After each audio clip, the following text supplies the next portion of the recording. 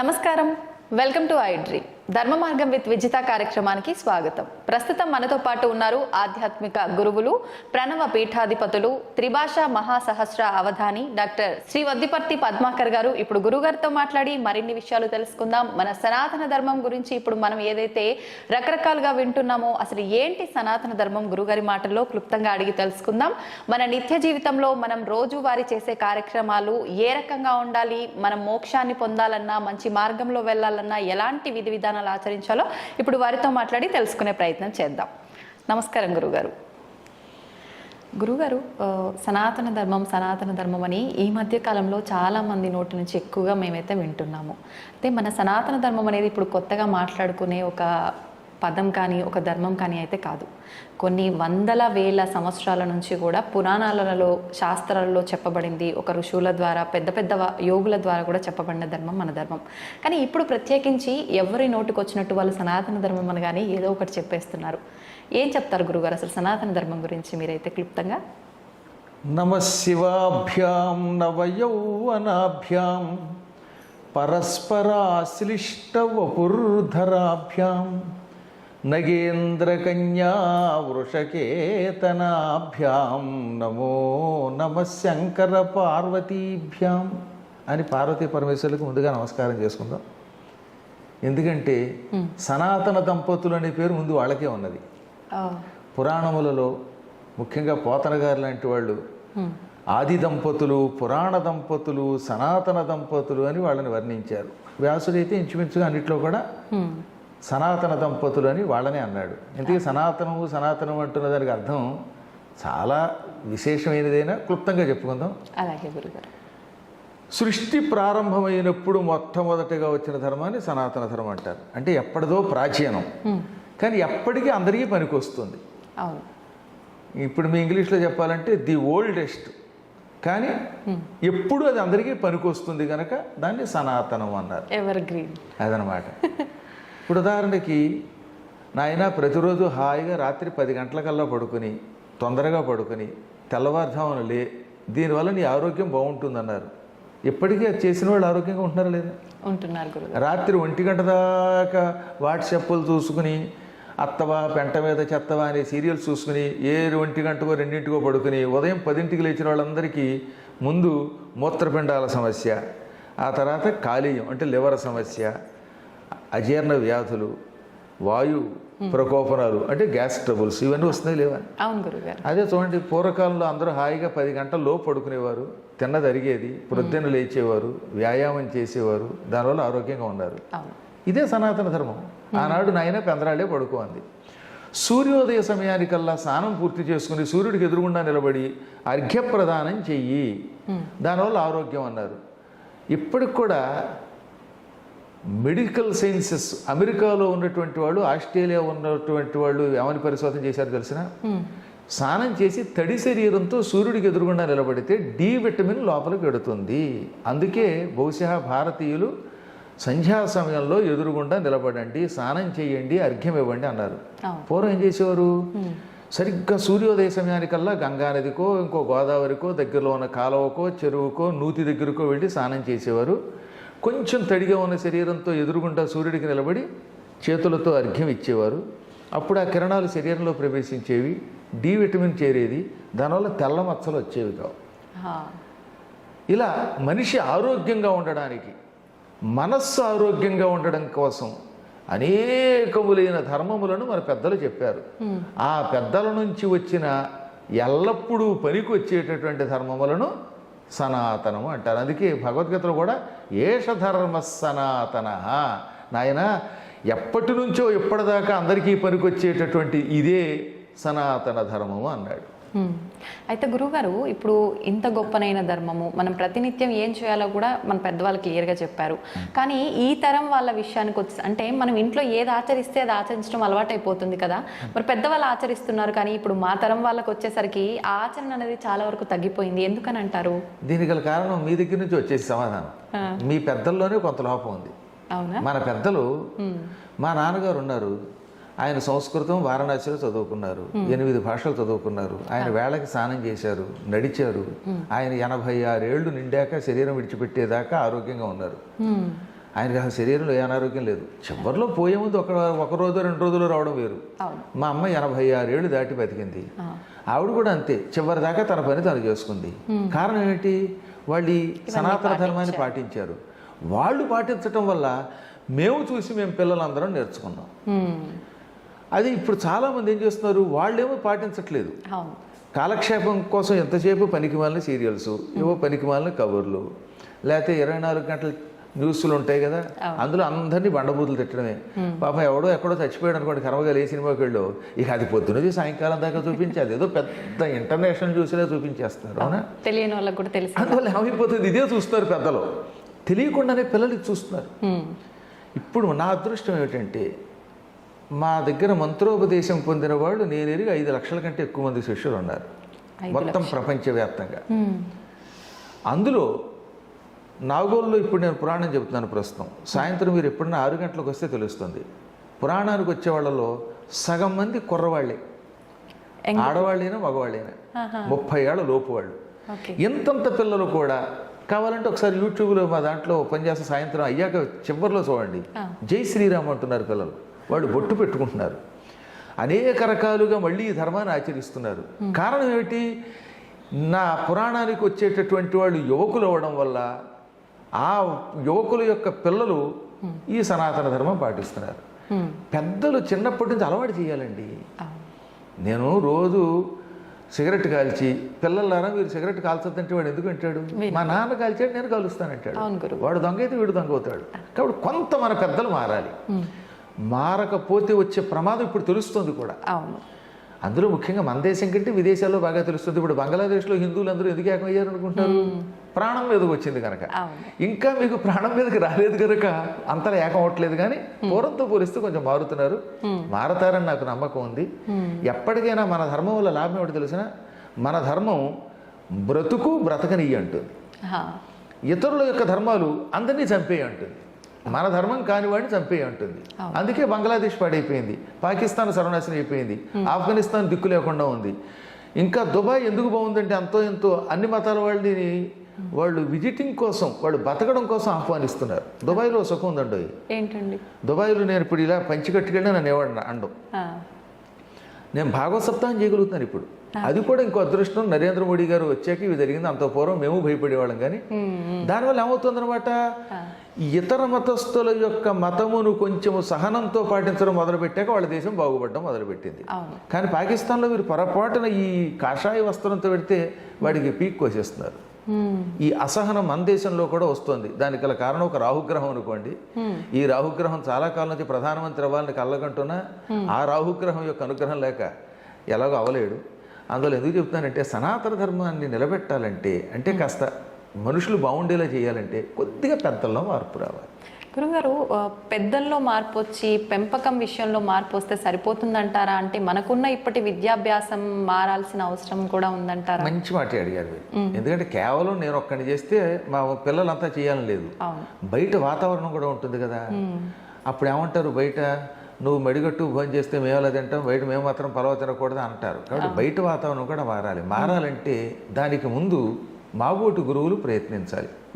మేము కొంచెం జాగ్రత్తగా ఉండి ప్రజలలో ఇవాల్టి వాళ్ళ మీద వస్తున్నటువంటి అపప్రథలు లేకుండా చూసుకుని, అంటే మేము ముందు బాగుండాలి కదా.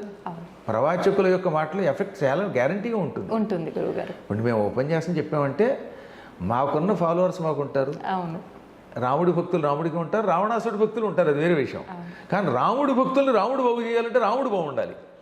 కాబట్టి నేను జాగ్రత్తగా దొంగతనాలు లేకుండా, అసత్యాలు లేకుండా, దొంగ జ్యోతిష్యాలు చెప్పి ఇంకా పెళ్ళి అవ్వకుండా అనేవాడికి పెటాకులు వస్తాయని చెప్పి పిచ్చి మాటలు మాట్లాడకుండా ధర్మాన్ని పాటించి కొంచెం జాగ్రత్తగా చెబితే అప్పుడు చాలామంది మారతారు. ప్రపంచంలో సంఘంలో మార్పు వస్తే అందరిలో మార్పు వస్తుంది. ఇది ఒక్క రోజులో అవ్వదు, ప్రయత్నం చేయాలి, చేద్దాం.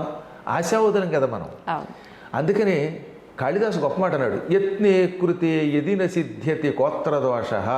అంటే ముందు నువ్వు ప్రయత్నించు, ప్రయత్నించినప్పటికీ అందులో విజయం లభించకపోతే నీ తప్పు లేదు, నువ్వు ప్రయత్నించావు. ఫలితం తర్వాత సంగతి చూద్దాం. ముందు నువ్వు ప్రయత్నించి, ఎవడో ఒకడు ప్రయత్నించాలి. అందులో ముందు మనం ప్రయత్నిద్దాం. నేను మా ఇల్లాలు, మా పిల్లలు, అలాగే మీరు, మీ పిల్లలు ఇలా చేయగా మారిపోతారండి గ్యారంటీగా. ఒకప్పటి రోజుల్లో మేము అమెరికా 2006లో వెళ్ళాను మొదటిసారిగా. అంటే 18 ఏళ్ళు పూర్తయి అప్పుడే 1907. 18 సార్లు ఇప్పటికి వెళ్ళాను నేను.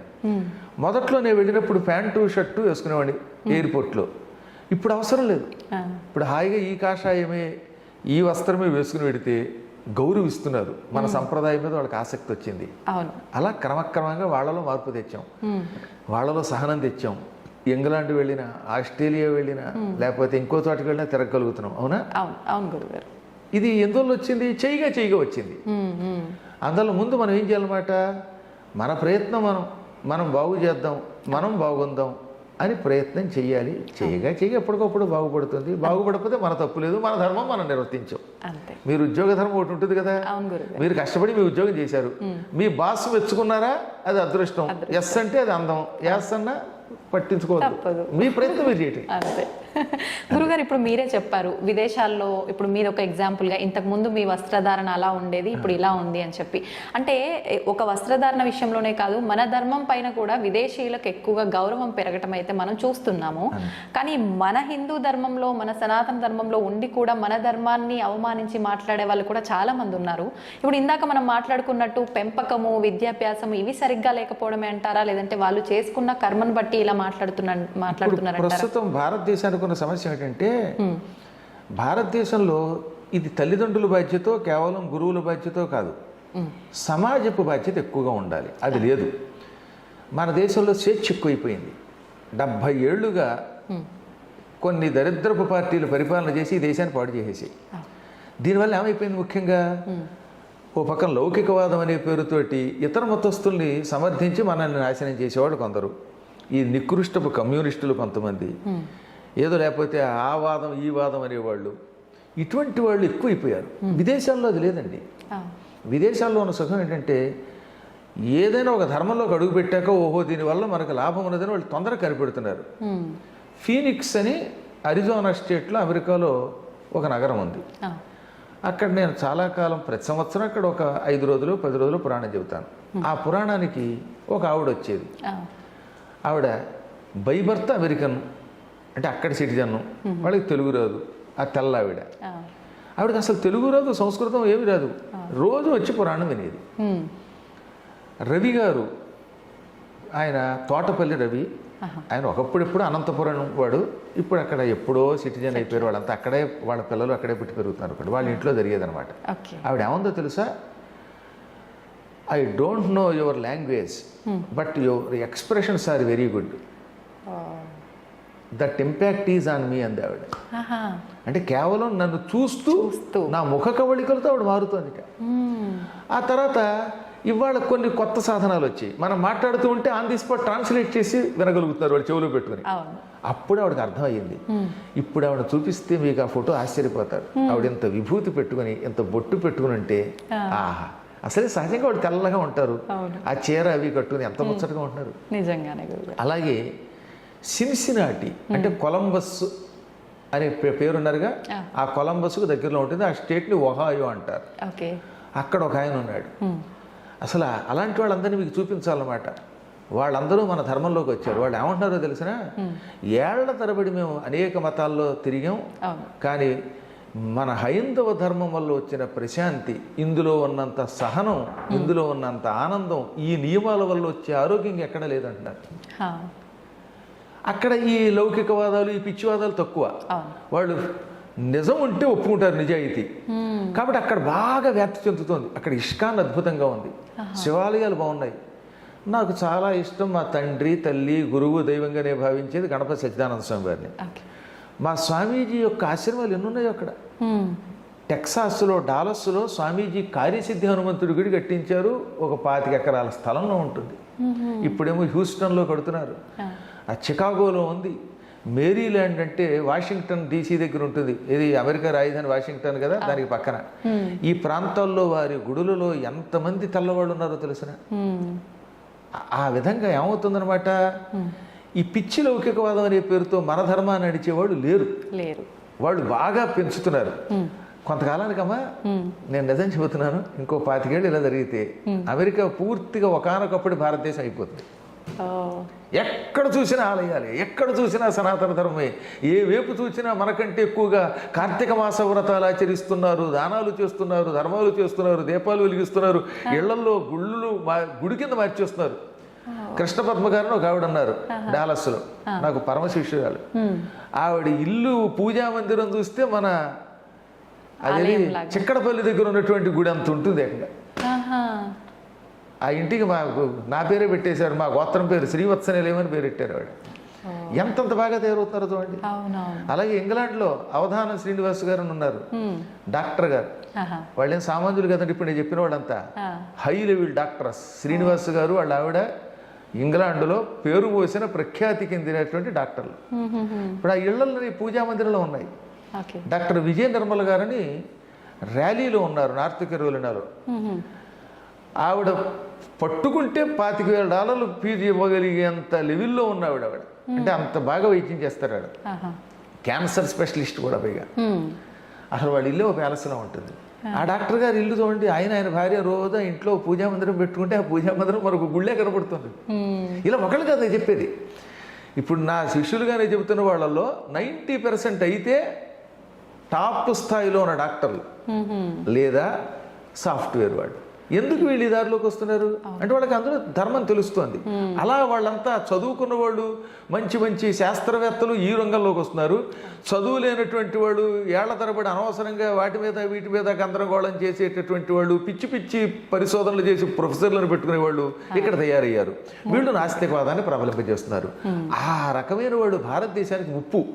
వీళ్ళ నుంచి మనం ముప్పు ఎదుర్కొని వీళ్ళని బాగు చెయ్యాలంటే సందేహం లేకుండా మరి కొంతకాలం పాటు మహానుభావుడు ఒక ఆయన ఉన్నాడు, మన దేశాన్ని ఆయనే పరిపాలించాలి. ఆయన నా దృష్టిలో విష్ణువే ఆ రూపంలో వచ్చాడు, శివుడు ఆ రూపంలో వచ్చాడు. అందువల్ల నాకు నరేంద్రుడు అంటే అంత ఇష్టం. మళ్ళీ యోగీంద్రుడు, ఆదిత్యనాథ్ గారు లాంటి వాళ్ళు ముఖ్యమంత్రులు అయితే కుటుంబాలు ఉండవు గనక, స్వార్థం ఉండదు గనక సమాజాన్ని మారుస్తారు. నేను కేవలం మతం మీద పిచ్చితో చెప్పనమ్మా, మన ధర్మం బతకనిస్తుంది. మిగతా వాళ్ళు చంపుతారు, అభివృద్ధిని పాడు చేస్తారు. కానీ మనది అలాగదే. మనం ఎంతసేపు అభివృద్ధి ఎలా పొందుతాం, ఇతరులను ఎలా బతనిస్తాం. నాకు ఈ ప్రపంచం కుటుంబం కింద కనిపిస్తుంది. అందుకే మన పెద్దలు, మన కవులు ఉదార చరితానాంతు వసుధైక కుటుంబకం. ఉదార చరిత్ర కలిగినటువంటి, మంచి చరిత్ర కలిగినటువంటి వాళ్ళకి, ఔదార్యం కలిగిన వాళ్ళకి ఈ ప్రపంచమే కుటుంబం అవుతుంది. అవునా? అవును గురువు. అది రావాలంటే ఈ ధర్మం రావాలి. కాబట్టి ఇక్కడ మనం కొంతకాలం పాటు ఈ ప్రజాస్వామ్యంలో ఈ కమ్యూనిస్ట్ పార్టీ లాంటి వాళ్ళని, ఈ అనవసరమైనటువంటి జన అజ్ఞాన సమితుల్ని, వీటన్నిటిని బ్యాన్ చేస్తే కానీ ఈ దేశం బాగుపడదు. అవుతాయి, మెల్లిమెల్లిగా చేద్దాం. ఓపిక పట్టవలసింది. గురుగారు, ఇప్పుడు అందరూ ఒక్కటే అంటాము, హిందువులంతా సమానమే అంటాం, కానీ కులాల పేరుతో కొట్టుకొని చేస్తూ ఉంటారు. ఎందుకని అంటారు ఇలా? మంచి మాట అడిగారండి. ఇది కూడాను పైగా ఇది ఏమో పురాణాలకు అంటగట్టడం. ఎక్కడన్నా పురాణాలు ఒక కులం పేరు ఎత్తలేదు. చాతుర్వర్ణం మయా సృష్టం గుణ కర్మ విభాగశ అని కృష్ణుడు భగవద్గీతలో చెప్పాడు. 4 వర్ణములున్నాయి. అవి పుట్టుకతో కాదు, గుణ కర్మ విభాగశ అంటే గుణములను కర్మములను బట్టి విభజింపబడ్డాయి. అంటే మీ గుణాన్ని బట్టి మీకు పేరు పెట్టారు. ఇప్పుడు మీరు కావాలంటే కాసేపు కొంతకాలం పాటు ఆహార నియమాలు పాటించి వేదం చదివితే మిమ్మల్ని బ్రాహ్మణుడు అంటారు. మీరు కత్తి పుచ్చుకుని యుద్ధానికి వెళ్ళి దుష్ట శిక్షణ చేసి ప్రజల్ని రక్షిస్తే అప్పుడు ఏమంటారు? క్షత్రియుడు అంటారు. క్షత్రియుడు అంటే అర్థం ఏంటి? క్షతాత్ త్రాయతే ఇది క్షత్రియ. మీరు చూస్తూ ఉండగా మిమ్మల్ని ఆశ్రయించుకున్న వాళ్ళకి గాయం కాకుండా కాపాడితే మిమ్మల్ని క్షత్రియుడు అంటారు. అంటే ఇప్పుడు ఉదాహరణకి మీరు రాణి రుద్రమదేవి అనుకోండి, కాసేపు మీ ప్రజలకి ఒక్క గాయం ఎంతో పుండు అవ్వకుండా, రక్తం కారకుండా మీరు కత్తిపుచ్చుకుని యుద్ధం చేసి ఆ శత్రువులు తప్ప వాళ్ళని రక్షిస్తున్నారు కనుక మిమ్మల్ని క్షత్రియుడు అన్నారు. పురుషుడు క్షత్రియుడు, క్షత్రియురాలను. అవునా? అలాగే గోవులను రక్షిస్తూ దాన ధర్మములు చేస్తూ వ్యాపారం చేస్తే వైశ్యుడు అన్నారు. అంటే నేను కూడా వ్యాపారం చేస్తే వైశ్యుడే, నేను కూడా గోవులు రక్షిస్తే. పంటలు పండించి భోజనం పెట్టి తన త్యాగంతో ఇంతమందిని బతికిస్తూ శూద్రుడు అన్నారు. అది దాని అంతరార్థం. అన్నం పెట్టి అన్నపూర్ణలా కాపాడేవాడు, కష్టపడి 10 మందిని బతికించేవాడు. కాబట్టి ఇప్పుడు ఇవాళ మనం అందరం అన్ని పనులు చేస్తున్నాం. కాబట్టి అందరం బ్రాహ్మణ క్షత్రియ వైశ్య శూద్రులమే. అలా కాకుండా ఏమైపోయింది, క్రమక్రమంగా ముస్లిముల దండయాత్రలో ఈ కులాలు వచ్చాయి. అంత పూర్వం లేవు. గజనీ మహమ్మద్, గోరీ మహమ్మద్ ఇలాంటి వాళ్ళు దండయాత్రకు వచ్చినప్పుడు రక్షించుకోవడానికి గుంపులుగా ఏర్పడ్డారు. సంస్కృతంలో కులము అంటే ఒక గ్రూప్ ఆఫ్ అని అర్థం, అంటే గుంపు అని అర్థం. గోకులం అంటే అర్థం ఏంటి? గోవుల యొక్క సమూహం. వ్యాఘ్ర కులము అంటే పులుల యొక్క సమూహం. సింహ కులము మీరు ఎప్పుడో చూడండి, డిక్షనరీ చూడండి, కావాలంటే నా దగ్గరే ఉంటుంది సూర్యరాయందరి గట్టు. కాబట్టి పులుల గుంపు. జనం గుంపుగా చేరి తమను తాము రక్షించుకోవడానికి ఈ పాపాత్ముల నుంచి ఒక సంఘంగా చేరారు. ఆ సంఘానికి క్రమంగా వాళ్ళే పేర్లు పెట్టేసుకున్నారు. ఆ పేర్లు క్రమంగా ఇప్పుడు వాళ్ళ కులాలుగా మారిపోయాయి. అవి ఏదో రక్షణ కోసం పెట్టుకున్న వాటిని బ్రిటిష్ వాళ్ళు కావాలని మనకి ఐకమత్యం లేకుండా చేసి తగాదా పడ్డానికి విభజించారు. ఇదంతా పూర్తిగా బ్రిటిష్ వాడి కుట్ర. ఇప్పుడు మీరు చదువుతున్న హిస్టరీ అంతా మోసం. ఈ మెకాలే లాంటి వాళ్ళు, మ్యాక్డొనాల్డ్ లాంటి వాళ్ళు, ఇలాంటి వాళ్ళంతా కలిసి దీన్ని పాడు చేస్తే నెహ్రూ గారు దీన్ని ఇంకా బాగా పాడు చేశాడు. ఆ రకంగా ఈ చరిత్రను వక్రీకరిస్తే ఇందులో పడిపోయి మనలో మనం కొట్టుకు తెచ్చిపోతున్నాం, ఎప్పటికీ విడిపోకుండా. నిజమునకు మన పురాణ శాస్త్రములలో, వేదములలో కులములు లేవు. వృత్తి ధర్మములను బట్టి, గుణములను బట్టి ఏర్పడిన వర్ణములు. ఈ వర్ణములు ఎవరైనా పొందవచ్చు అని చెప్పారు. అందుకే విశ్వామిత్రుడు క్షత్రియుడు ఏమయ్యాడు? బ్రహ్మర్షి అయ్యాడు. అరుంధతి ఏమైంది? ఎక్కడో చర్మకారుల యొక్క ఇంట్లో పుట్టినవాడ వశిష్ఠుడికి భార్య మనకి కులగురువు అయిపోయింది. ఇవాళ పెళ్ళయ్యాక మొట్టమొదటి చూసేది ఎవరిని? అరుంధతిని. లోపాముద్ర ఎవరు? అగస్త్యుడి భార్య, రాజుగారి కూతురు. ఇలా ఎవరిని చూడండి మీరు. శబరెవరు? గుహుడెవరు? అడవుల్లో ఉండేటటువంటి ఒక బోయేవాడు, కానీ రాముడికి పక్కన సింహాసనంలో కూర్చున్నాడు. అవి చెప్పరండోయ్, అవి చెబితే మళ్ళీ ప్రమాదం. అందుకని పబ్బం గడుపుకోవడానికి ఎంతసేపు కులాలు రెచ్చగొడుతున్నారు. విడిచిపెట్టండి అని చెప్పేవాళ్ళంతా కులాల పిచ్చపట్టుకుని కార్తీక మాసం వస్తే ఆ కులం యొక్క వనభోజనం, ఈ కులం యొక్క వనభోజనం ఉంటున్నారు. ఇందులో బయట పడితే దేశం బాగుపడుతుంది.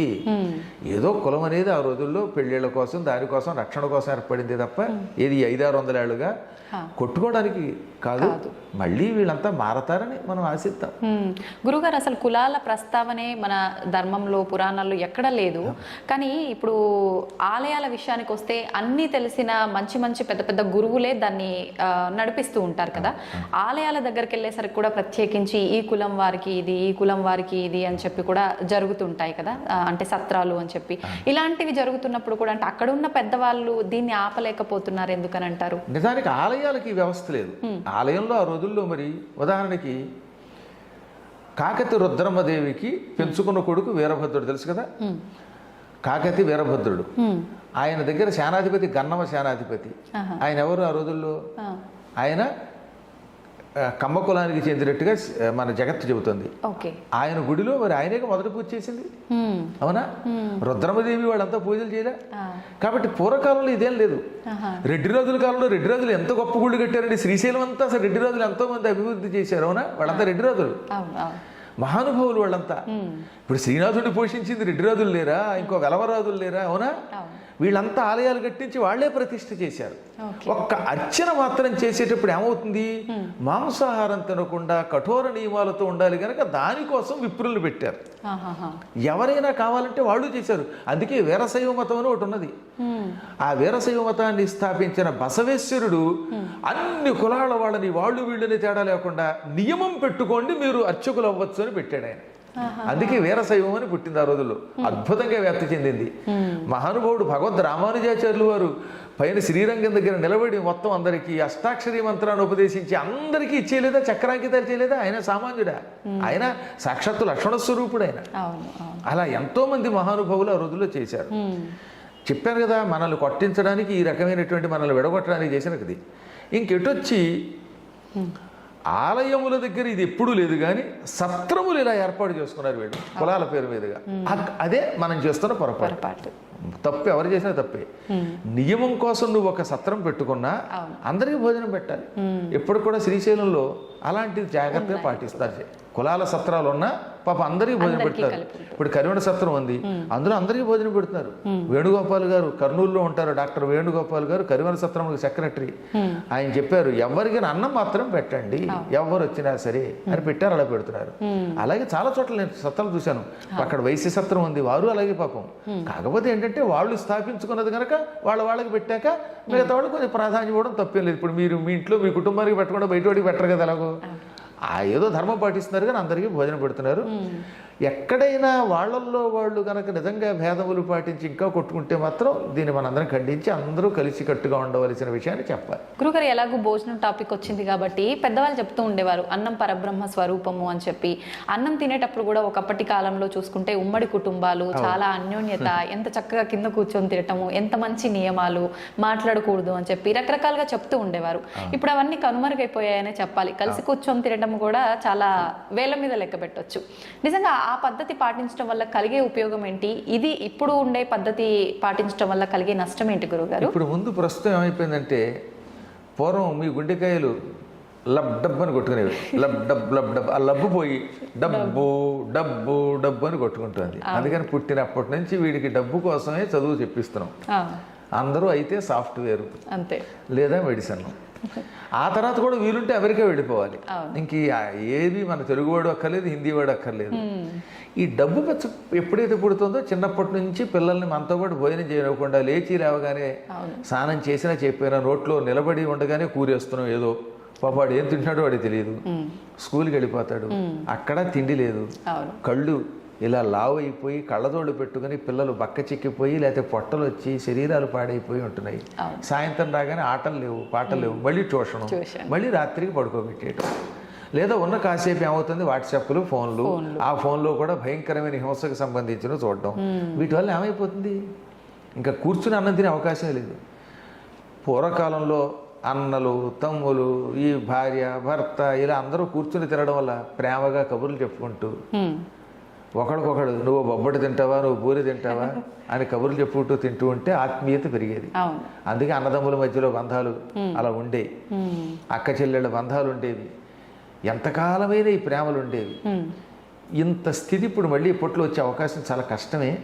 మనం ప్రయత్నిద్దాం, చూద్దాం.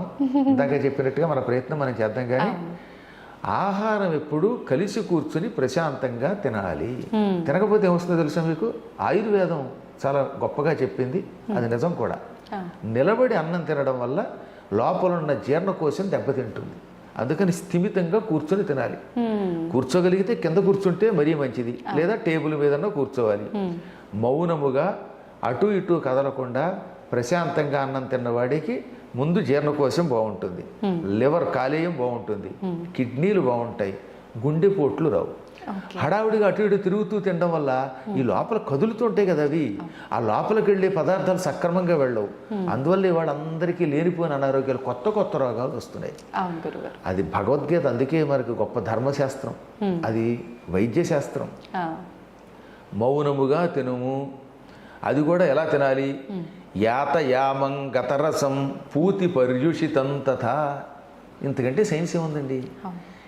యామము అంటే ఒక జాము. నాయన ఒక జాము ఇంచుమించుగా ఒక 4 గంటలు గడిచిన తర్వాత వండిన ఆహారంలో మార్పు వస్తుంది, అది తినద్దు. నిలవ ఉన్న పదార్థం ఫ్రిడ్జ్లో పెట్టి తినద్దు. మాంధాత కాలం నాడు తయారు చేసిన కూర, సాంబారు ఫ్రిడ్జ్లో పెట్టి మళ్ళీ బయటికి తీసి అదే వేడి చేసి తింటే అది విషం అయిపోతుంది. ఎప్పుడో కృతయుగంలో చేసిన కూర అది, కర్మ. ఆ కూరే రోజు వేడి చేస్తే ఆవకాయ కూడా ఫ్రిడ్జ్లో పెడుతున్నారండి వీళ్ళ మొహం తగలయ్యా అని నేను అనలేదు, వ్యాసుడు అన్నాడు. అందులో చెప్పొచ్చింది ఏంటంటే ఆవకాయ ఎంత చక్కగా బయట ఉండి తినవలసింది, అది ఫ్రిడ్జ్లో పెట్టి పచ్చళ్ళు ఫ్రిడ్జ్లో పెడితే శరీరం చచ్చైపోదు. అందుకని ఒక జాము గడిచిన తర్వాత వండిన అన్నం తినద్దు, మార్పు వస్తుంది, వాసన వస్తుంది. గత రసం, అన్నం వండిన తర్వాత కుక్కర్లో వండారు కాసేపు అనుకుందాం, కాసేపు అసలు కుక్కరే దరిద్రం, అది అల్యూమినియం. అల్యూమినియం వల్ల మీకు థైరాయిడ్ అనే సమస్య వస్తుంది. ఏమిటి? థైరాయిడ్ కేవలం అల్యూమినియం వల్ల వస్తుంది. దానివల్లే మీకు జుట్టు ఊడిపోతుంది, దానివల్లే గొంతు మార్పు వస్తుంది, శరీరంలో మార్పు వస్తాయి. ఇప్పుడు అందరూ థైరాయిడ్ సమస్యే. కానీ పూర్వం మాకు ఎందుకు లేవు? మట్టి కొండలతో వండడం వల్ల రాగి పాత్రలో వండితే. కర్నూలులో డాక్టర్ మీరా గారు అని ఉంటారు, గైనకాలజిస్ట్, చాలా గొప్పవాడ. ఆవిడ అడగని చెప్తారు, ఇవాళ ఈ రోగాలు సగం తగ్గాలంటే ముందు అల్యూమినియం మానేయండి, మట్టి కొండల్లో వండుకు తినండి, మీరు మట్టి కొట్టుకుపోరు. రాగి పాత్రలో వండుకు తినండి, కుక్కర్లో వండుకుంటే అందులో రాగి గిన్నె పెట్టుకోండి, మీకు థైరాయిడ్ పోతుందని చెప్పారు ఆవిడ. అది కరెక్ట్, అదే ఆయుర్వేదం చెబుతోంది. అలా అన్నం వండాక ఓ 10-15 నిమిషాలు అయ్యాక దాన్ని తీసామాక అప్పుడు ఆ అన్నం మెతుకు పట్టుకోండి, అందులో ఏముంటుంది? రసం ఉంటుంది. మెతుకులో రసం ఉంటుందా ఉండదా? తడి. ఆ తడిని రసం అంటాం. ఆ తడిగా ఉన్నప్పుడే అన్నం తినాలి. ఆహాహా. గతరసం అంటే ఆ అన్నం మెతుకులు ఎండిపోయాక అవును. ఒక రకమైన గట్టి పడిపోయాక బియ్యంలాగా తయారైపోయాక అయిపోతాయి. ఆ అన్నం తినకూడదు. Okay okay. ఇప్పుడు మనం ఏం చేస్తాం, ఆ వండిన అన్నాన్ని తినడానికి వీళ్ళాక వదిలేస్తాం, అన్నం పాడైపోతుందని ఫ్రిడ్జ్లో పెడతాం. అప్పుడు రసం కాదు, అది నీరసం. అందులోకి తడి చేరుతుంది, వేరే చెత్త చెడి. వండినప్పుడు ఉన్నటువంటి అందులో ఉన్న రసము మనకు ఆరోగ్యం ఇస్తుంది. ఆ తడి, ఈ తడి శరీరాన్ని ఎత్తడి పొత్తడి చేసేస్తుంది. అటువంటి అన్నం తినద్దు. పూతి అంటే వాసన వచ్చినది అన్నం, కసిపినాక ఒక రకమైన వాసన వస్తుంది. కుళ్ళిపోయిన కూరగాయలు, కుళ్ళిపోయినటువంటి అన్నం తినకు. పర్యుషితము, ఈగలు దోమలు చీమలు పడినవి, తల వెంట్రుకలు పడినవి. అప్పుడప్పుడు మన వాళ్ళు అన్నం వండుతున్నప్పుడు అంటూ ఉంటే ముక్కు చీవుడు అందులో పడినది. ఇవాళ లాగైపోయిందిలేండి. ఇప్పుడు చూస్తున్నాగా బయట రకరకాలైన పలావులు బిర్యానీ తెచ్చుకున్నట్టు ఆ బిర్యానీ నుండి అంత చీవిట్టే కర్మ. అది అలా పరమ జుగుప్సాకరంగా ఉంటున్నాయి. ఇది కాక తుప్పుకు బ్యాచ్ ఒకటి వచ్చింది, అందులో తూతు అని ఉమ్మి మరీ అమ్ముతున్నారు. అదేమో వీడు తెచ్చేసుకోవడం ఇంటికి తింటున్నాడు, అది పర్యూషితము. ఇవి తింటే ఏమొస్తాయండి, కోవిడ్ రాకపోతే ఆవిడ వస్తుందా? కోవిడ్ అందుకే వస్తుంది ఈ రోగాలన్నీ. కాబట్టి ఇవి తినద్దు, ఆరోగ్యంగా ఉండు అని చెప్పారు. అవునా? కాబట్టి ఈ విధంగా మనకి ఏమైనా ఎప్పటికప్పుడు మన ఆహార విషయాల్లో జాగ్రత్తగా ఉండండి. అందరూ కలిసి ఉండండి, కూర్చుని తినండి, మంచిగా మాట్లాడుతూ తినండి. ఆ శరీరంలో మనకి పనికొచ్చేవి తినండి. ఎక్కువ కారం తినద్దు. కటుహు అంటే కారము లేక కొంచెం ఘాటుగా ఉండే పదార్థాలు. కట్వామల లవణాత్యుష్ణ తీక్ష్ణ రోక్షణ విధాహిన, ఇదంతా భగవద్గీతలో కృష్ణుడు చెప్పాడు.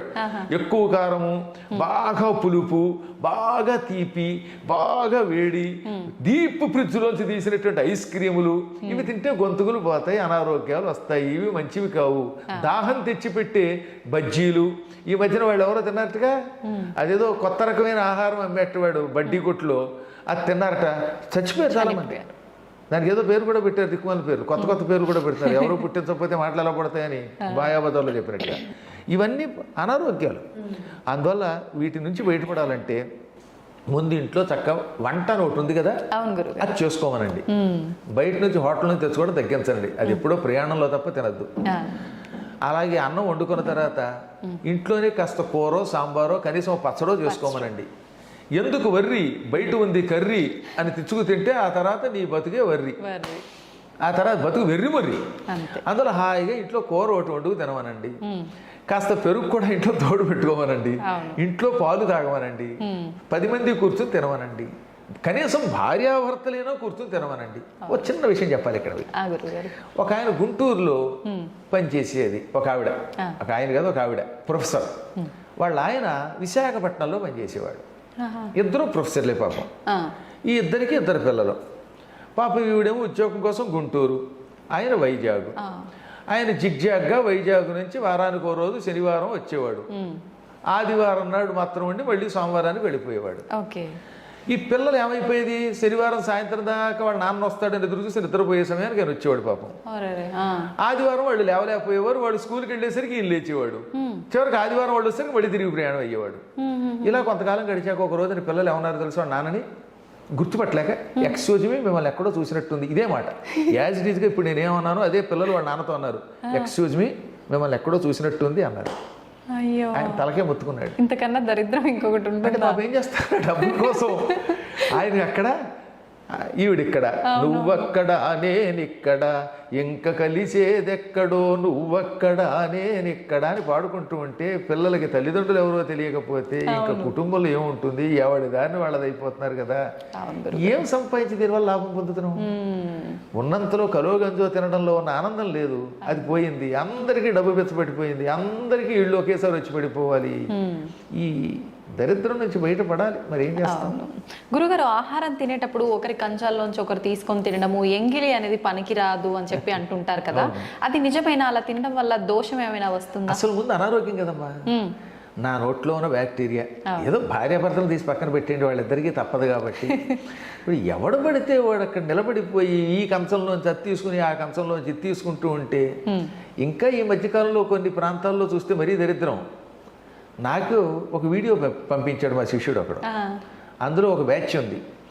వాళ్ళు కోడికూర ఏవో వండుకున్నారు, ఎముకలు ఉన్నాయి, వీడు నాకడం అందులో వేయటం, ఇది మళ్ళీ ఆ పులుసులో వేస్తున్నాడు, మళ్ళీ వాడు అందులో వేస్తున్నాడు.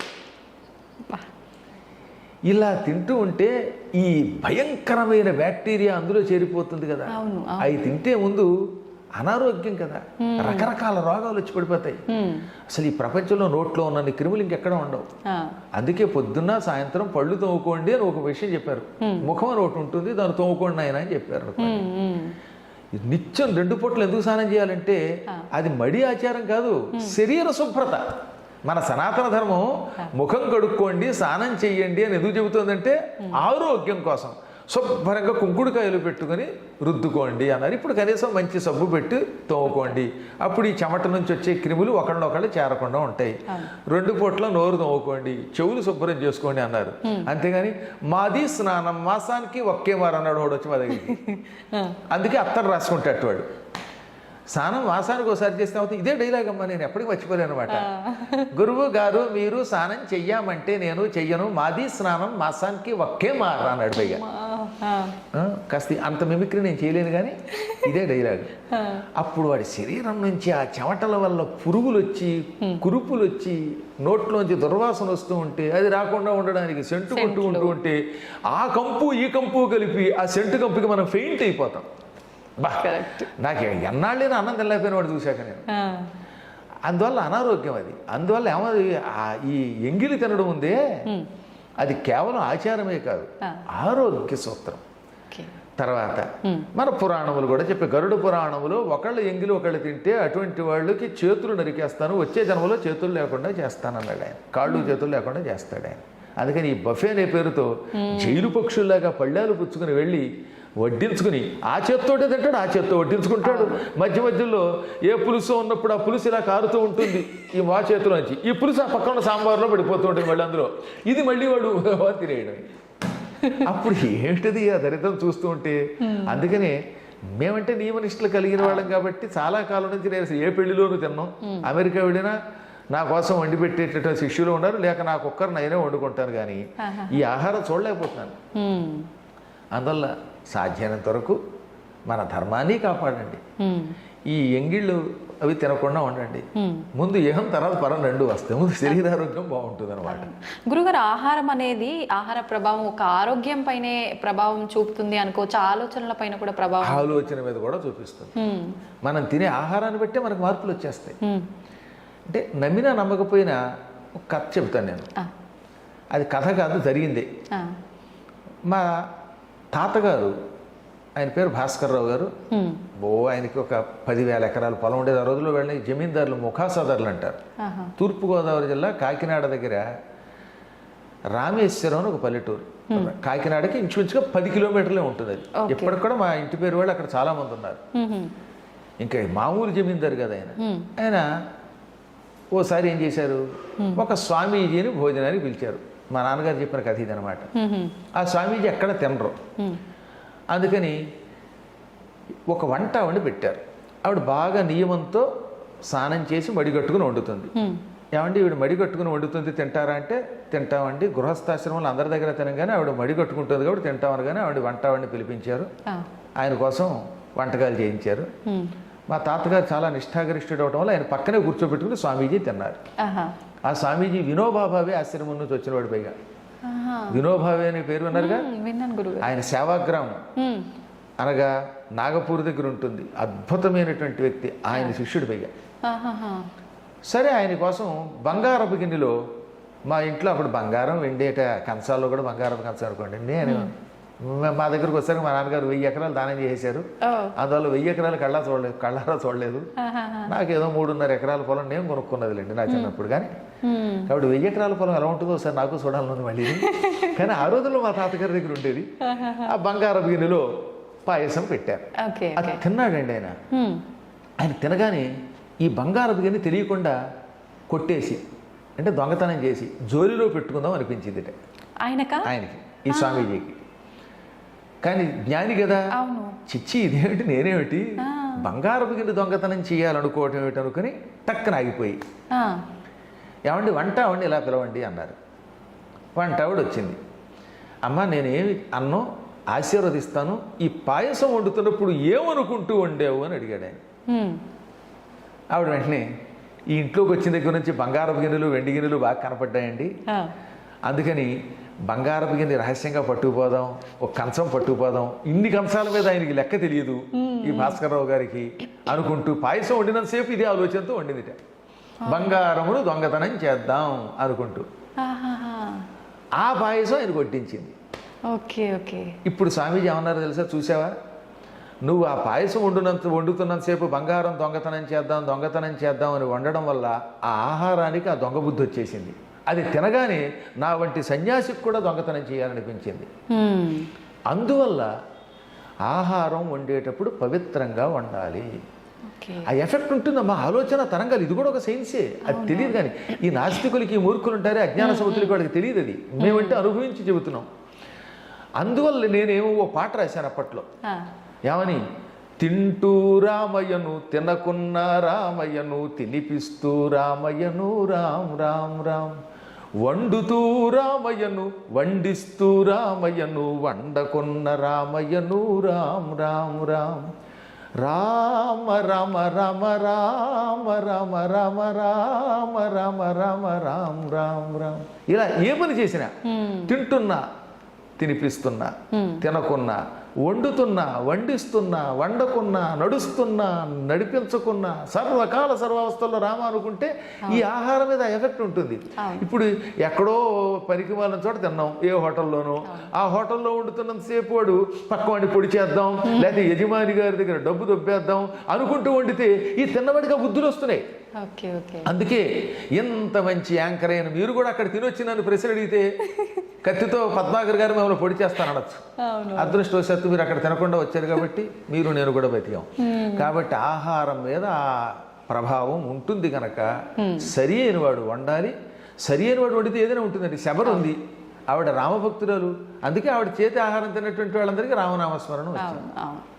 అందువల్ల ఎప్పుడు మనం తినే ఆహారం యొక్క ప్రభావం మన ఆలోచనల మీద ఉంటుంది. నిత్యం హింసతో క్రూరమైన ఆహారం తింటున్నారు కాబట్టి గోమాంసం తినేటటువంటి వాళ్ళ యొక్క ఆ వంశాలన్నీ ఆవులను చంపడానికి, హత్యలకి ముందుకు వస్తున్నారు. కారణం అది. అందుకని గోవుని తినద్దన్నారు మన పెద్దలు. గురుగారు, గోవు అన్నారు కదా, మాంసాహారం. ఇప్పుడు మాంసాహారం తినకూడదు అని చెప్పి అంటుంటారు, కానీ ఏ శాస్త్రంలో తినకూడదని లేదు. ఒక్కొక్క వర్ణానికి ఒక్కొక్క దానికి అలా డిసైడ్ చేయబడింది, తిన్నా తప్పు లేదు అని.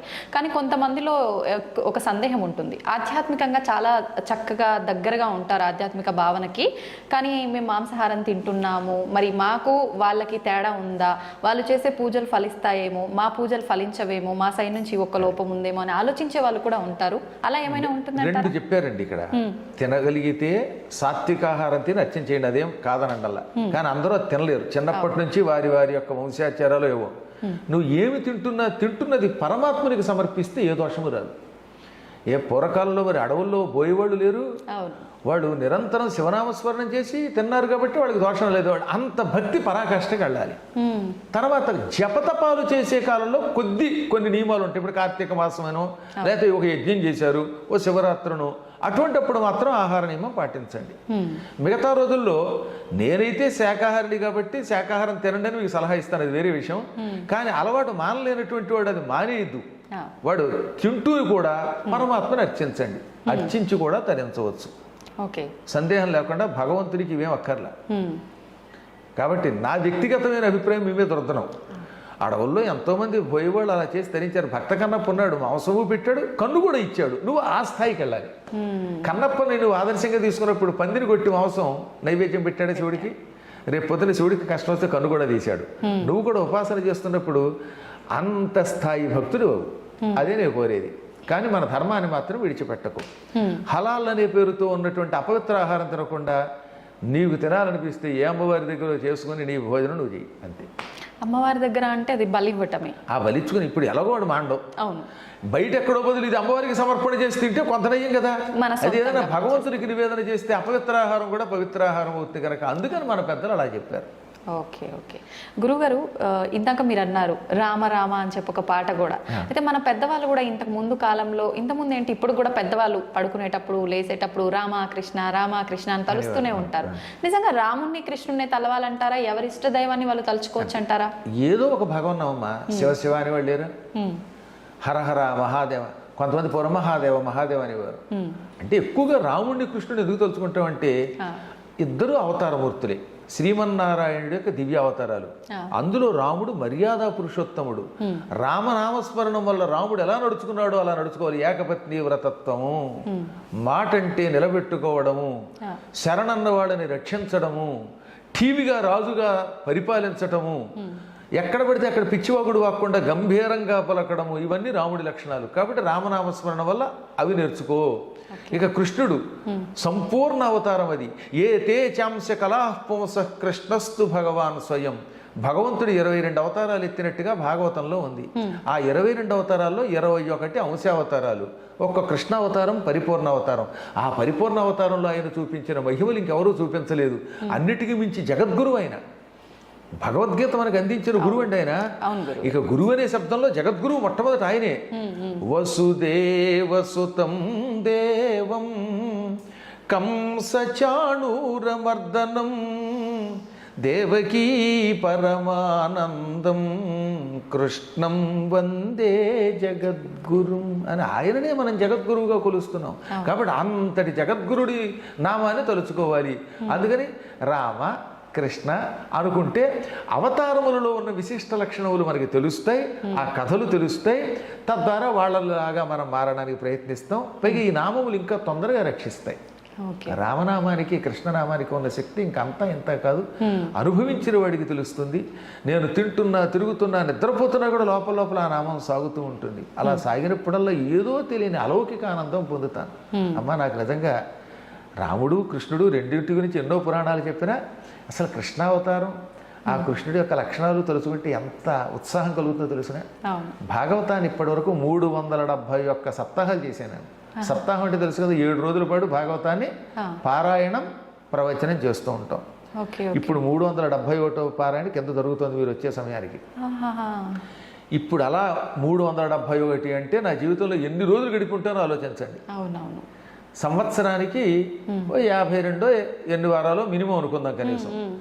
371 అంటే నేను కనీసం ఒక 6-7 సంవత్సరములు దానికే వెచ్చించాను అన్నమాట. ఇందులో సప్తాహాలకి పురాణాలు పక్కన పెట్టండి అనమాట. అందులో నిత్యం కృష్ణుడిని తలుచుకోకుండా, కృష్ణుడి పాట పాడకుండా ఉండను. అందుకని మన పెద్దలు ఏమన్నారన్నమాట, అలా అనుకోమన్నారు. ఈ రామకృష్ణ అనుకోవడమే కాకుండా అప్పుడు పాటలు కూడా పాడుకుంటే అసలు ఆ గానం వల్ల తొందరగా తరిస్తాం. కలియుగంలో కలవు సంకీర్తనాత్ ముక్తి. ఈ కలియుగంలో సంకీర్తన చేస్తే తొందరగా మోక్షం వస్తుంది. అందుకే మా భక్తుల చేత ఎప్పుడు నేను ఎన్నో కృష్ణ గీతాలు పాడించాను అనమాట. నాకు బాగా ఇష్టమైనది సింధు భైరవి రాగంలో శ్రీకృష్ణుడి పాట ఒకటి ఉన్నది. అది ఘంటసాల వారు ట్యూన్ చేశారు, సముద్రాల వారు రాశారు, సుశీల పాడింది. సినిమా వినాయక చవితి. సినిమా వినాయక చవితి కానీ అందులో కృష్ణుడు అనమాట. ఎంత గొప్ప పాట అండి. మ్యూజిక్ కూడా ఘంటసాలది. ఇంకా అలాంటి మనిషి ఇంకెక్కడ పుట్టాడు ఈ ప్రపంచంలో. నాకు ఆయన మీద ఉన్నంత వెర్రి పెచ్చ భక్తి ఇంకెవరి మీద ఉండదు. కారణం ఆయన జన్మ నాకు తెలుసు. ఆయన తర్వాత ఎవడైనా అలాంటి పాటగాడు మళ్ళీ పుట్టాడు గాయకుడు అంటే. ఒక 2 లైన్లు పాడండి గురుగారు.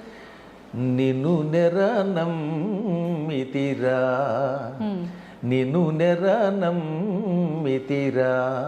మోహన కృష్ణ, నిన్ను నెరనమ్మితిరా దేవా ప్రేమావతారా,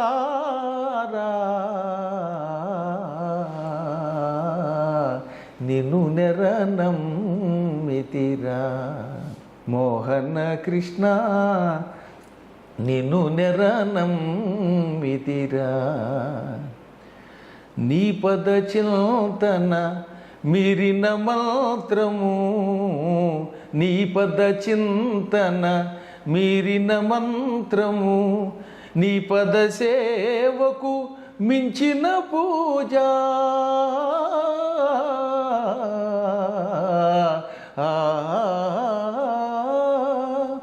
నీ పద సేవకు మించిన పూజ, నీ సరితూగే దైవమే లేదు, నీ సరితూగే దైవమే లేదు మోహన మురళీలోలా, నిన్ను నెరనమ్మితిరా మోహన కృష్ణ, నిన్ను నెరనమ్మితిరా దేవా ప్రేమావతారా,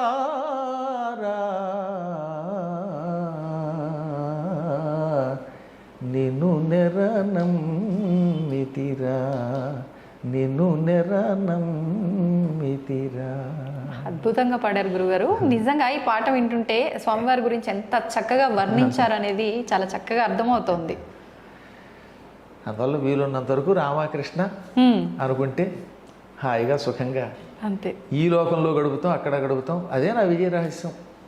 మీరు నిజంగా మొత్తం భగవంతుడి పైన ఆ ప్రేమ అదంతా కూడా అర్థమైపోతుంది మీరు పాడుతుంటే కళ్ళల్లో. చాలా చక్కగా పాడారు గురుగారు.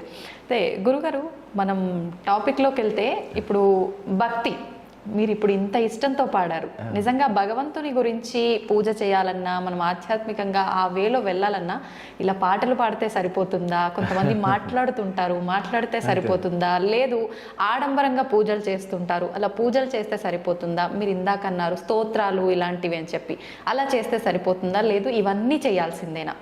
ఇందులో ఏదో ఒక్కటి పట్టుకుంటే చాలు. ఒక చిన్న విషయం చెప్పాలి ఇక్కడ.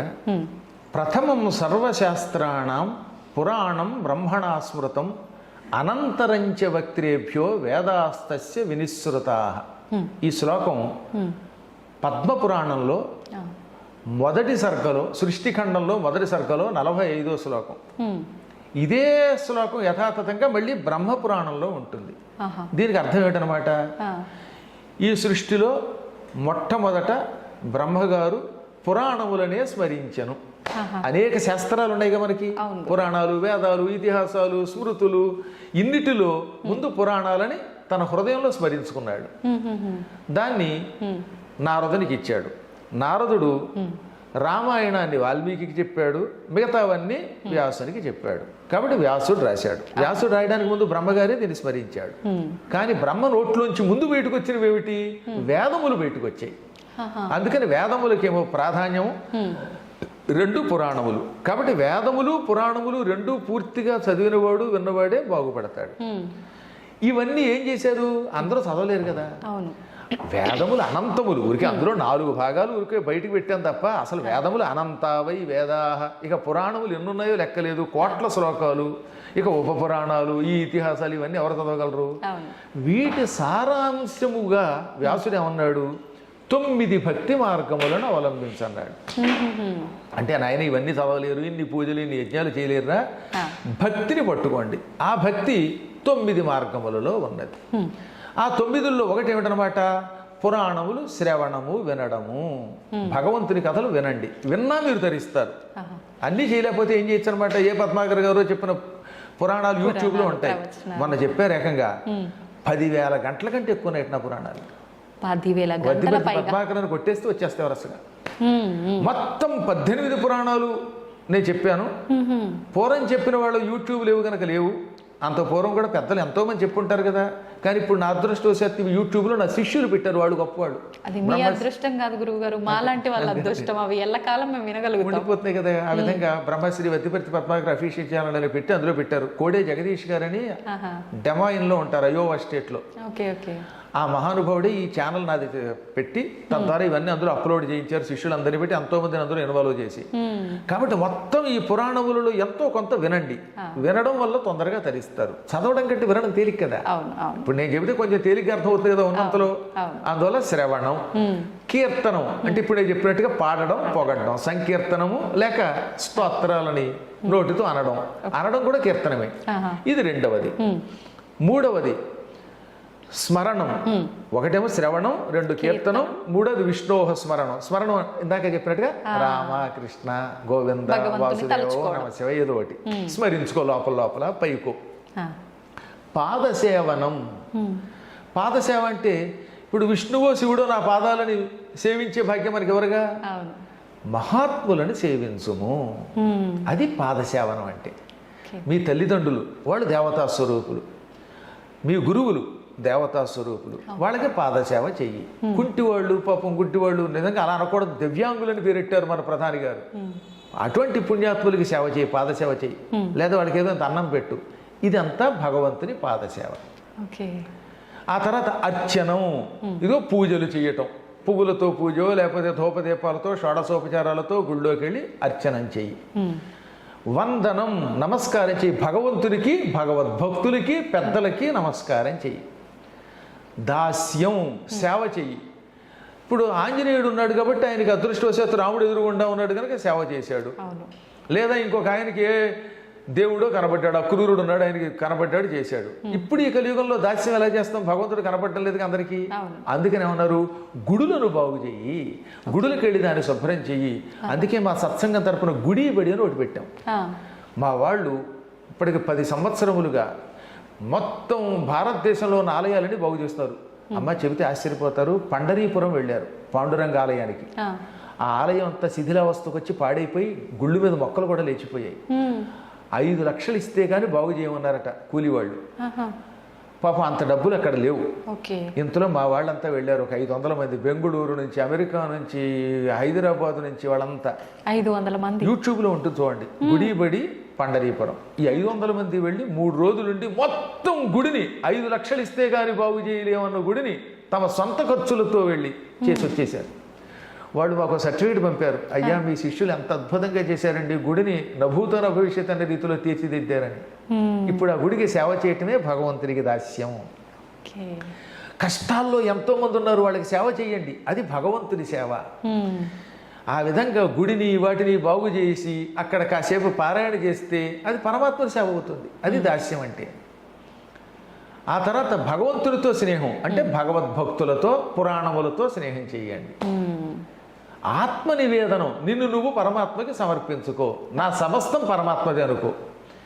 ఈ విధముగా శ్రవణం, కీర్తనం, విష్ణోహ స్మరణం, పాదసేవనం, అర్చనం, వందనం, దాస్యం, సఖ్యం, ఆత్మనివేదనం, ఇందులో ఏ ఒక్కదాన్ని పట్టుకున్నా తరిస్తాం.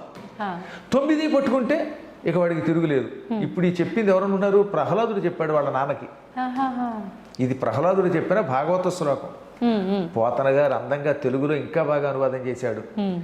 తను హృద్భాషల సఖ్యమున్, శ్రవణమున్, దాసత్వమున్, వందనార్చనముల్, సేవయు, ఆత్మలో ఎరుకయున్, సంకీర్తనల్ చింతనం వను, ఈ 9 భక్తి మార్గముల సర్వాత్మున్ హరిన్నమ్మి సజ్జనుడై ఉండుట భద్రమంచుతలతున్ సత్యంబు దైత్యోత్తమా.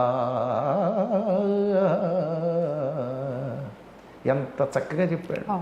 కాబట్టి ఇందులో ఒకటి పట్టుకున్నా చాలు. ఓ పరుల కోసం ఆడంబరం అక్కర్లా. ఓ 100 కొబ్బరికాయలు కొట్టేస్తే ఆయన ప్రత్యక్షం కాడు. ఊరికే కేవలం పాలు పోసినంత మాత్రం చేత శివుడు ప్రత్యక్షం కాడు. నిజమైన భక్తితో ఒక్క చుక్క నీళ్లు పోసినా సంతోషిస్తాడు. చిత్రం చెప్పమంటారా? రాజశేఖర చరిత్ర అని ఒక కావ్యం ఉన్నది. రాజ అంటే చంద్రుడు, రాజశేఖరుడు అంటే ఏమిటి? చంద్రశేఖరుడు అనగా శివుడు. ఆ చరిత్రని అష్టదిగ్గజాల్లో శ్రీకృష్ణదేవరాయల ఆస్థాన విద్వాంసులు 8 మంది ఉన్నారు. అష్టదిగ్గజాలు అంటారని విన్నారు కదా. అందులో ఆఖరు ఆయన మాదయ్య గారి మల్లన్న ఆయన రాశాడు. అందులో ఏమన్నాడు తెలుసా? ఒరే ఎందుకురా ఇంత కష్టం, మీరు తరించాలంటే ఓ చిన్న చిట్కా చెబుతానన్నాడు ఆయన. ఏమిటిటది? నీలకంఠుని శిరసుపై నీళ్లు జల్లి పత్తిరిసుమంత ఎవ్వాడు పారవైచు, కామధేనువు వానింటి గాడి పసర మల్ల సురశాకి వానింటి మొల్ల చెట్టు. శివలింగం దగ్గరికి వెళ్ళు. నీలకంఠుడు అంటే శివుడు. ఆ శివుడి దగ్గరికి వెళ్ళి అభిషేకం చేయలేకపోయావు అనుకో. ఇప్పుడు మీరు శివరాత్రికి శ్రీశైలం వెళ్ళారు, ఇంత జనంలో మేము లోపలికి రానిస్తారా? రానివ్వరు. అప్పుడు మీకు అభిషేకం చేయాలనిపించింది. ఏం చేస్తారు అప్పుడు? ఇన్ని చుక్కలు నీళ్లు తీసుకుని దూరం నుంచి అలా చల్లండి. ఆయన మీద పడినా పడకపోయినా దూరం నుంచి జల్లితేట ఏది అలా జల్లితే, నాయన నా దగ్గరికి రాలేకపోయావా, కానీ నువ్వు భక్తితో జల్లావు, ఇది నాకు మహన్యాసపూర్వక ఏకాదశి రుద్రాభిషేకం అనుకుంటాట ఆయన. అందుకని నీలకంఠుని శిరసుపై నీళ్లు జల్లి, అందులో భక్తి కూడా లేకపోవచ్చు ఒక్కోసారి, ఏదో దూరంలో ఆత్రంతో అలా జల్లేశారు, అది అభిషేకం అనుకుంటున్నాడు ఆయన. ఇంకా ఆయన మీద 1,00,000 బెల్వార్చనో లేకపోతే 1,00,000 పత్రిలో పూజ చేద్దాం అనుకున్నారు, కానీ కుదరట్లేదు. ఎందుకంటే గుళ్ళోకి వెళ్ళనివ్వడం లేదు కనుక, జనాలు ఎక్కువ ఉన్నారు. అప్పుడు దూరం నుంచి ఒక పత్రి విసిరేయండి. పత్రి సంస్కృతం, తెలుగులో పత్తిరి అది వికృతి అంటారు. ఇక్కడ పత్తిరి అని ఎందుకన్నాడు తెలుసా? నువ్వు మనస్ఫూర్తిగా పూజ చేయలేకపోతున్నావు, విసురుతున్నావు, అందుకని అది వికృతి పూజ. దూరం నుంచి అలా విసిరితే ఆయన ఏమనుకుంటాడు, పాపం వాడు భక్తుడే, దగ్గరికి రాలేకపోతున్నాడు జనాలు ఉండడం వల్ల, అయినా విసిరాడు, ఇదే నాకు 1,00,000 బెల్వార్చన అనుకుంటున్నాడు. అలా సంతోషపడిపోయి ఎప్పుడు నీ మనస్సులో ఆయన మీద ప్రేమ ఉంటుంది. నేను ఆయన పూజించాలి కానీ కుదరడం లేదు, నాకు ఆడంబరం లేదు, నేను ఎక్కువ పత్రి వేయలేను, నీళ్లు పోయలేను, అభిషేకం చేయలేను, టైం లేదనుకుని అన్ని నీళ్లు తల్లి ఓ పత్రి విసిరితే అదే అభిషేకం, అదే పత్రి పూజగా భావించి ఆయన ఏం చేస్తాడు, వెంటనే కామధేనువుని మన ఇంట్లో కట్టేస్తాడు. నీళ్లు తల్లినందుకు కామధేనువుని మన ఇంట్లో కట్టాడు. కామధేనువు మన ఇంట్లోకి వస్తే లాభం ఏమిటి? కామధేనువు స్వర్గంలో ఉంటుంది, పాల సముద్రం చిలికితే పుట్టింది, ఆ ఆవు దగ్గరికి వెళ్ళి ఏం అడిగితే ఇది ఇస్తుంది. కామధేను లక్షణం ఏమిటి? కోరిన కోరికలు ఇస్తుంది. కామము అంటే కోరిక, కోరినవి ఇస్తుంది కనుక ఆ ధేనువుని, ఆవుని కామధేను అన్నారు. అప్పుడు మీరు ఆ కామధేనువుని ఏది, ఆయనేమో ఇన్ని నీళ్లు తల్లినందుకు కామధేనువు ఇంట్లో పెట్టాడు కనుక కామధేనువు నేను ఇల్లు కొనుక్కోవాలనుకుంటున్నాను, జూబ్లీ హిల్స్లో ఒక్క అపార్ట్మెంట్ ఒక ఫ్లాట్ ఇప్పించా అంటే ఇచ్చేస్తున్నది, నిజంగా చిత్తశుద్ధితో వేస్తే. ఆ తర్వాత ఏం చేశాడు ఆయన, పత్రి విసిరినందుకు ఇంట్లో కల్పవృక్షాన్ని నాటాట. సురశాఖి అంటే కల్పవృక్షం, అల్ల సురశాఖి ప్రసిద్ధికెక్కిన కల్పవృక్షం వానింటి మొల్ల చెట్టు, మీ ఇంట్లో మొల్ల చెట్టు నాటినట్టుగా ఓ మల్లె చెట్టు నాటినట్లుగా నాటేస్తాడు. ఇప్పుడు కల్పవృక్షం మీ దొడ్లో ఉంటే లాభం ఏమిటి? కల్పవృక్షం కూడా అంతే, ఏదడిగితే అది ఇస్తుంది. నాకు ఐ డ్రీమ్ ఛానల్ నుంచి పద్మాకర్ గారి దగ్గరికి వెళ్ళడానికి ఆకాశంలో వెళ్ళేందుకు చిన్న విమానం ఇవ్వంటే ఇచ్చేస్తుంది. అప్పుడు ఈ ట్రాఫిక్లో ఇరుక్కుని లేటుగా రావక్కర్లేదు. అలాగే ఏదో కాస్త ఆకలిస్తే మీ లెవెల్లో మీరు ఏదో పండో, ఓ ఇడ్లీయో, ఓ దోశో, లేదా పాయసమో, ఇంకేమైనా అవన్నీ నేను నా నోటితో ఉచ్చరించలేను అనుకోండి, ఏం కోరుకుంటే ఇస్తుంది. ఆ విధముగా స్వామివారు ఇన్ని నీళ్లు తల్లితే ఒక పత్రి వేస్తే కూడా సంతోషపడిపోయి కోరికలు తీరుస్తాడని అర్థం. కాబట్టి మనకి భక్తి ముఖ్యం, 10 మంది కోసం ఆడంబరం అక్కర్లేదు. గురుగారు, ఇప్పుడు మీరు అన్నారు తెలిసి తెలియక కూడా మనం అలా భగవంతుడిపై నీళ్లు చిలకరిస్తే చాలు ఆయన అనుగ్రహించాడు అని చెప్పి. మరి కొంతమంది ఎన్నో రకాల పూజలు చేస్తూ ఉంటారు, నిజంగా భక్తితోనే చేస్తుంటారు అనిపిస్తుంది మన వరకైతే చూస్తుంటే. అయినా కూడా కోరికలు తీరకపోగా చాలా రకాల ఇబ్బందులు పడుతూ ఉంటారు. ఇంకా విరక్తి వచ్చేస్తుంటుంది వాళ్ళకి, అసలు నాకు భగవంతుడికి ఎన్ని పూజలు చేసినా వ్యర్థం, అసలు భగవంతుడు లేడు, రాయి అని చెప్పి మూర్ఖంగా మాట్లాడే దశకు కూడా వెళ్ళిపోతున్నారు. ఎందుకు అవుతుందంటారు అలాగా? అదే ఇప్పుడు మీకు చెప్పవలసింది ఏంటంటే, ఒక్కొక్కళ్ళకి రోగ నిరోధక శక్తి ఎక్కువ ఉంటే డాక్టర్ గారి దగ్గరికి వెళ్ళగానే ఒక్క టాబ్లెట్తో తగ్గుతుంది. ఒక్కొక్కళ్ళ శరీరం చాలా పాడైపోయి ఉంటుంది, అది ఒక్క దెబ్బకి తగ్గదు. కొంతకాలం ఓపిగ్గా కోర్సు వాడితేనే మందు తగ్గుతుంది. ఓ మామిడి చెట్టు మీకు ఇచ్చాను అనుకోండి, అది నాటిన వెంటనే పళ్ళిస్తుందా? ఇవ్వదు. నేల ముందు బాగుండాలి. ఏముండాలి? నేల ముందు సాగు నేల, మంచి ఒక సారవంతమైన నేల అయితే అందులో నాటితే దాన్ని కొంతకాలం జాగ్రత్తగా పోషిస్తే, నీళ్ళు అవి పోసి పెరిగాక పళ్ళు ఇస్తుంది. ఇప్పుడు మనం చేసే పూజలు ఇవన్నీ మన కర్మలే. ఇవన్నీ ఫలించడానికి కొంచెం సమయం పడతాయి. కొందరికి వెంటనే ఎందుకు ఫలిస్తుందంటే వాడి భక్తిలో పరాకాష్ఠ స్థితి ఉంది. అంటే వాడు సారవంతమైన నేల లాంటి వాడు, విత్తనం గొప్పది, తొందరగా ఫలిస్తుంది. హైబ్రిడ్ ఇది. కొన్ని తొందరగా ఫలించవు. అలాగే కొంతమందికి తొందరగా ఔషధం పనిచేస్తుంది, కొందరికి ఫలించదు. వారి శరీరాన్ని బట్టి, వారి మనస్సుని బట్టి, ఇచ్చే మందుని బట్టి ఫలితం ఉంటుంది. మనం పూర్వజన్మలోనూ ఈ జన్మలోనూ చేసిన కర్మలు తొలగడానికి కొంతమంది ఎక్కువ కాలం ఎదురు చూడాలి, కొంతమందికి తొందరగా ఫలిస్తాయి. అందువల్ల ఓపిగ్గా చెయ్యవలసిందే. ఇప్పుడు మీకు ఉద్యోగం కోసం ప్రయత్నిస్తున్నారండి, ఒక్కొక్కటి ప్రతిభని బట్టి ఏమవుతుంది, ఇమ్మీడియట్గా సెలెక్ట్ అవుతాడు. ఒక్కొక్కడు 5-6 సార్లు పరీక్షలు రాశాక సెలెక్ట్ అవుతాడు. ఒక్కొక్కడు యావజ్జీవితం డిఎస్సి రాసినా సెలెక్ట్ అవడు. కానీ వాడు బతకడానికి ఇంకో ఉద్యోగం చూసుకోవాల్సిందే, తప్పదు. అలాగే మనం చేసిన ప్రయత్నములు ఒకవేళ వ్యర్థమైనా తొందరపడకుండా నమ్ముకుంటే అవుతాయి. చదువుకుంటున్న రోజుల్లో ఓ తమాషా జరిగింది. నేను డిఎన్ఆర్ కాలేజీలో డిగ్రీ చదువుతున్నాను, భీమవరం వెళ్ళి. ఎంతలో ఒక పల్లెటూరుకి వెళ్ళాను, అర్ధవరం అని. ఆ ఊళ్ళో ఉగాది నాడు 1986లో ఉగాది నాడు ఎవరో స్వామీజీని సుందరకాండ చెప్పమని పిలిచారు. ఆ స్వామీజీ చివరి మూమెంట్లో రాలేకపోయాడు. అప్పుడు వాళ్ళు నా ఎదురుగుండా హ్యాండ్ ఇచ్చారు స్వామీజీ, ఇదే ఇంగ్లీష్ మాట వాడారు. ఇచ్చి ఆయన రాలేదు, ఎలాగా అనుకుంటూ ఉంటే అనుకోకుండా ఎందుకు నేను వెళ్ళాను. మంచి ఇన్షర్ట్ చేసుకుని, ప్యాంటు షర్టు వేసుకుని, అప్పట్లో సైకిలే గొప్ప కదా, సైకిల్ తొక్కుంటూ వెడితే అక్కడ ఒక ఆవిడ చూసింది. ఆవిడ సన్యాసిని జీవితం గడుపుతున్న పుణ్యాత్మురాలు. నా ముఖం చూసిందమ్మా. చూసి చూడగానే, ఏమండి ఈయన సుందరకాండ చెప్పగలడు, రేపు చెప్పమంది. ఆ రోజు అమావాస్య, రేపటి నుంచి ఉగాది, మీరు సుందరకాండం చెప్పండి అంది. ఆహా. నేను ఎవరో తెలియదు. అవును. నేను కూడా పోని ఇదేమిటి నేను చెప్పడం ఏమిటి అనకుండా అలాగే అనేసాను. వెంటనే మా నాన్నగారి దగ్గరికి వచ్చాను. నాన్నగారు ఇలా పురాణం చెప్పమంటుంది ఏమిటంటే, ఒరే నీకు ఎలాగో సంస్కృతం బాగా పాండిత్యం ఉంది కదా, హిందీ వచ్చు, తెలుగు వచ్చు, ఇవాళ సుందరకాండంలో 2-3 సర్కలు కంఠస్థం చెయ్యి, తాత్పర్యం చెప్పేయి అన్నారు ఆయన. ఒకసారి ఆలోచించండి, సుందరకాండంలో 68 సర్కలు ఉంటాయి, 9 రోజుల్లో కంఠస్థం చేసి చెప్పమన్నారు ఆయన. అవును. నేను వెంటనే మొదటి సర్క తీసుకున్నాను. తతో రావణ నేతాయ శతాయ శత్రుకరిసిన ఏష పదమన్వేష్టుంచారణ చరితేపతి దుష్కరం నిష్పతి ద్వంద్వం చికీర్షం కర్మవానర సముద్ర శిరోగ్రీవో గవాంపతిరివాబభో, ఇలా శ్లోకాలు ఓసారి చదివితే గుర్తు ఉండిపోయి కంఠస్థం వచ్చేసాయి. ఓరి బాబు ఎంత జ్ఞాపక శక్తి ఉందన్నమాట అనుకుని మొత్తం ఆ 9 రోజుల్లో కంఠస్థం చేసి పురాణం చెప్పేశాను. అద్భుతంగా వచ్చేసారు ఆ ఊళ్ళో జనాలు, పెద్ద పెద్ద వాళ్ళు. 20 ఏళ్ల కుర్రవాడి పురాణానికి 60 ఏళ్ళు దాటిన వాళ్ళు వచ్చారు. ఇక నాకు బ్రహ్మరథం పట్టేశారు ఆ ఊళ్ళో. ఆ ఊళ్ళో ఎక్కువ రాజులు, క్షత్రియులు. ఇంకా వెనక్కి తిరిగి చూసుకోలేదు ఆనాటి నుంచి ఈనాటి వరకు. కాబట్టి ఎందుకు చెప్తానంటే, అప్పుడు పురాణములు మొదలు పెడితే ఇన్నాళ్ళు పట్టింది కదా నేను పురాణాలు మండపం కట్టడానికి, ఇంకా ప్రయత్నం చేస్తున్నాం. కొంతకాలం పడుతుంది. నా తర్వాత వచ్చిన వాళ్ళు బాగా మీకు వచ్చిన వాళ్ళు లేరేటి. ఇప్పుడు నా తర్వాత చాగంటి కోటేశ్వరరావు గారు నేను వచ్చిన తర్వాత 20 ఏళ్ల తర్వాత వచ్చారు. మా నాన్నగారికి అమరేశ్వర ప్రసాద్ గారు ఒక శిష్యుడు ఉన్నాడు. మా నాన్నగారి దగ్గర సంస్కృతం చదువుకున్నాడు. మా నాన్నగారు 3 ఏళ్ళు ఆయనకి అన్నం పెట్టి పాఠం చెప్పారు. ఆ అమరేశ్వర ప్రసాద్ గారు శిష్యుడు చాగంటి కోటేశ్వరరావు గారు, అంటే నాన్నగారి శిష్యుడు. చూడండి, పూర్వజన్మ సుకృతం అయింది. టక్కున ఆయన వెంటనే జగత్ప్రసిద్ధికి ఎక్కారు.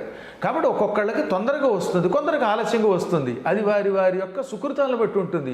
అందుకని ఆయన పేరు వచ్చింది నాకు అంత రాలేదని ఏడిస్తే పిచ్చాడు వీడు. అంతే, ఎవరికి ఎంత ఇవ్వాలో పరమాత్మకి తెలుసు. అందువల్ల మనం పూజ చేసినంత మాత్రం చేత వెంటనే ఈ రోజే ఫలించదు. యాంకర్లు చాలా మంది ఉన్నా ఒక్కొక్కళ్ళకి ఎందుకు పేరు వస్తుంది?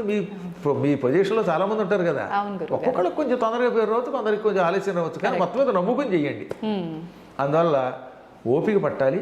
ఒక్కోసారి ఓపిక పట్టినా కూడా ఎన్నాళ్ళైనా ఫలించకపోతే అప్పుడు భగవంతుడి మీద కొంచెం అలగచ్చు. భక్త తుకారాం లాగా. తుకారాంకి మండిపోలేదా? ఉన్నావా అని పాడా, అప్పుడు వస్తాడు దేవుడు. అందువల్ల అప్పుడప్పుడు ఒక్కోసారి వస్తుందండి. భద్రాచలంలో రామదాస్ ఏమన్నాడు? అబ్బబ్బా దెబ్బలో కొరవక తిట్టినయ్యా. ఆయన కూడా తిట్టాడు ఒకసారి. ఎవడబ్బా సొమ్మని కులుగులు తిరిగేవు రామచంద్ర అన్నాడు.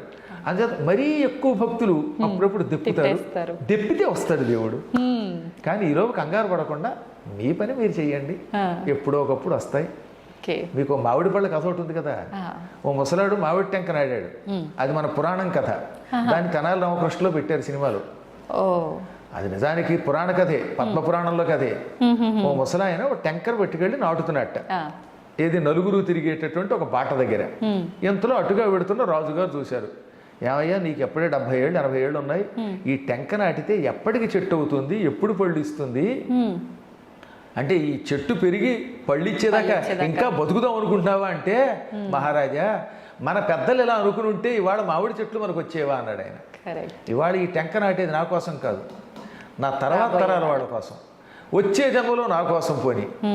అలాగే ఇవాళ మీరు చేసే పూజలు మీకోసమే కాదు, మీ తర్వాత తరం వాళ్ళ కోసం, రాబోయే జన్మ కోసం.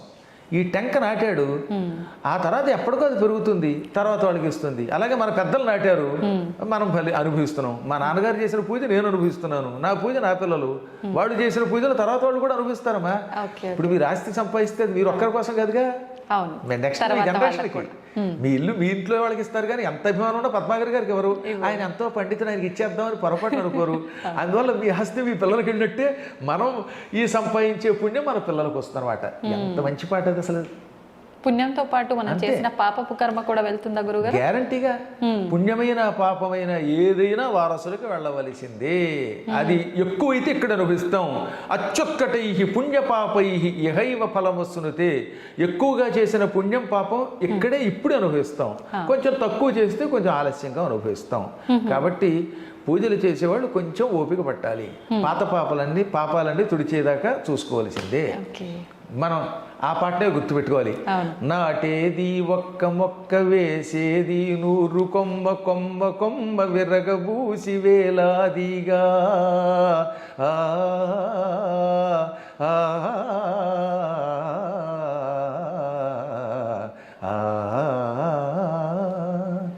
నాటేది ఒక్క మొక్క వేసేది 100 కొమ్మ కొమ్మ కొమ్మ విరగబూసి వేలాదిగా ఇక కాయాలి బంగారు కాయలు భోంచెయ్యాలి మీ పిల్లకాయలు.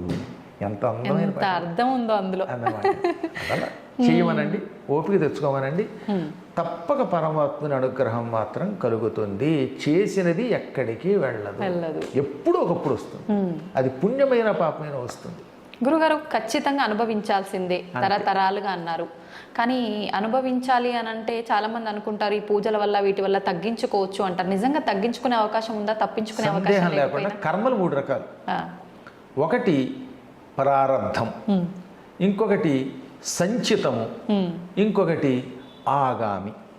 సంచితం అంటే పోగేసుకున్నది, పూర్వం ఎప్పుడో చేసాం, అది బ్యాంక్ బ్యాలెన్స్ ఎఫ్డి అనమాట, ఫిక్స్డ్ డిపాజిట్. ఓకే.